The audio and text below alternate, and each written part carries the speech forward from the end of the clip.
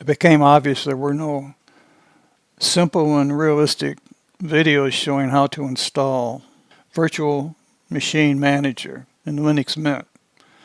So here I'm going to show you how to do that. First we go over here and we bring up our software manager and we type in Virt, V-I-R-T, and it comes up with Virtual Manager. So go ahead and install these three things, actually all three of these. So by clicking on this one thing it installs all three. So we'll go ahead and it says launch because I already have it installed, but if you didn't have it installed it would say install and you click this to install it.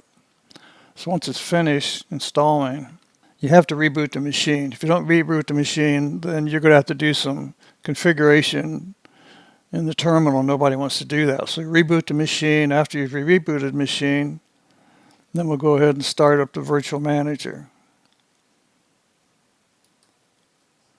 Mine already has two machines installed. I installed Windows 10, and I also made a clone. If you right click, you can do a clone. I cloned Windows 10 into this Windows 10 clone.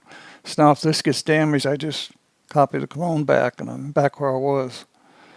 So that's basically how you install Virtual Machine Manager. Nothing to it. It's very simple.